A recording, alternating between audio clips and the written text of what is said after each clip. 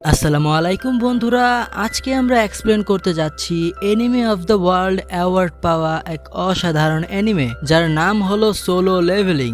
এর আগে আমি এর 4টা এপিসোড এক্সপ্লেন করেছিলাম, তোমরা চাইলে আগের সেই এপিসোডগুলো দেখতে পারো যা আমার চ্যানেলেই আছে। যাই হোক, সময় নষ্ট না করে সোলো লেভেলিং এর এপিসোড 5 এক্সপ্লেন করা শুরু করা যাক। এপিসোডের শুরুতে আমরা দেখতে পাই হসপিটালে থাকা কিছু নার্সরা জিনুকে নিয়ে গল্প করছে। মূলত এই কয়েক মাস জিনু এক্সারসাইজ করে আগের থেকে অনেকটাই হ্যান্ডসাম হয়ে গিয়েছে। একটা নার্স জিনুয়ের রুমে যাওয়ার পর সেখানে জিনুকে খালি গায়ে দেখে, যার কারণে সে সেখানেই টাস্কি খেয়ে যায়, কারণ কিছুদিন আগেই জিনু ছিল অনেক দুর্বল। পরবর্তীতে সেই মেয়েটা জিনুয়ের নাম্বার চায়, তখন জিনু তাকে তার নাম্বার দিয়ে দেয়। অন্য সিনে আমরা দেখি একটা নিউজ চ্যানেলে এস র্যাঙ্ক হান্টারের ইন্টারভিউ নিচ্ছে। সেই এস র্যাঙ্ক হান্টারের নাম হলো বেক ইউনহু। এখানে একটা রিপোর্টার তাকে জিজ্ঞেস করে যে যখন একটা হান্টার রেইডে যায় না তখন তারা কি করে। তখন এস র্যাঙ্ক হান্টার বলে যে তখন তারা ট্রেনিং করে নিজেদের পাওয়ার বাড়ায়। এইদিকে জিনহুর বোন জিন্না স্কুলে যাওয়ার জন্য রেডি হয়ে যখন বেরোতে যায় তখন সে তার ভাইকে দেখে টাস্কি খেয়ে যায়, কারণ জিন্নুর আগের থেকে অনেক ম্যাসকুলিন হয়ে গিয়েছে। জিন্না তাকে জিজ্ঞেস করে যে সে কি জিমে যাচ্ছে না, তখন জিন্নু বলে যে না, বাসাতেই একটু এক্সারসাইজ করি। তখন জিন্না স্কুলের জন্য চলে যায়। আসলে জিনহুর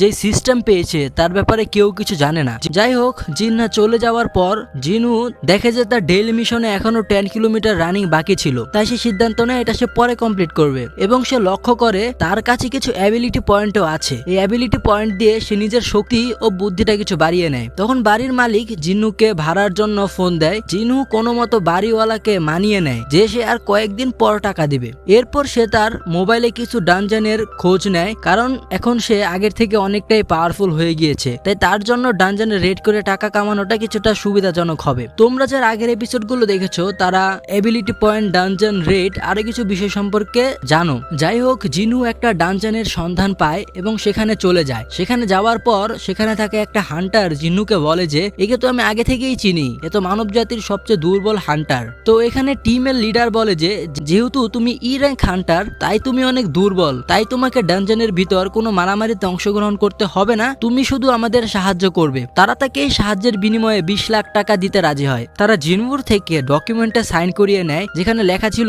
যদি ডানজনের ভিতরে জিনুর কিছু হয় তবে এর জন্য তারা দায়ী থাকবে না। যাই হোক, এসবের পরে তারা বেরিয়ে পড়ে ডানজনে রেড করার জন্য।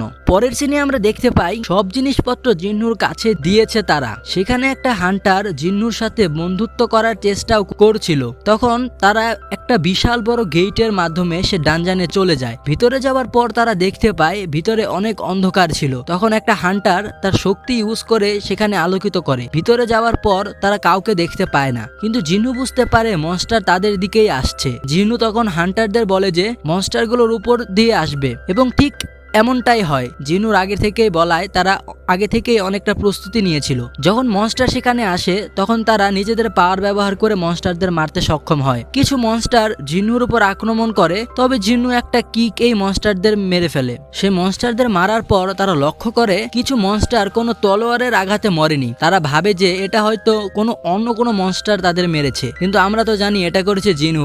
যাই হোক, তারা সেই ডানজনের আরো ভিতরে যেতে থাকে। একসময় তারা অনেক মানা ক্রিস্টাল দেখতে পায় যার দাম কোটি কোটি টাকা ছিল, এবং তারা এ দেখে অনেক খুশি হয়ে যায়। তখন যে হান্টারটা জিন্নুর সাথে প্রথমে বন্ধুত্ব করতে চেয়েছিল সেই হান্টারটা জিন্নুর কাছ থেকে তার সাইন করা কন্ট্রাক্ট দেখতে চায়। এটা দেখার পরে সে একটা জিনিস লক্ষ্য করে এবং সেই কন্ট্রাক্ট নিয়ে টিমের লিডারের কাছে যায়। কন্ট্রাক্ট অনুযায়ী জিনু এর অংশ পাবে। এই কথা শুনে লিডার বলে যে সেও পাবে, কিন্তু তার আগে আমাদের এই ডানজনের বসকে হারাতে হবে। তখন তারা লক্ষ্য করে যে ডানজনের এক কোনায় সে বসটা ঘুমাচ্ছে। যাই হোক, লিডার জিনু ও সেই হান্টারকে সেখানে রেখে অজুহাত দেখিয়ে সেখান থেকে কিছুটা দূরে চলে যায়। প্রথমে সেই হান্টার সেখানে থাকতে না চাইলেও লিডার বলে যে এখানে কিছুই হবে না, কারণ সেই বড় বসটা ঘুমাচ্ছে। তখন তারা বস এর রুম থেকে বাইরে চলে যায় এবং বাইরে গিয়ে সেই হান্টাররা জিনু ও সেই হান্টারকে ভিতরে আটকে দেয় সেই বসের সাথেই। মূলত এখানে তারা জিনু এবং সেই হান্টারকে মারার জন্য রাখে, কারণ তারা বেঁচে থাকলে তাদেরকেও ভাগ দিতে হবে। এসব কিছু জিনু আগে থেকে বুঝে গিয়েছিল।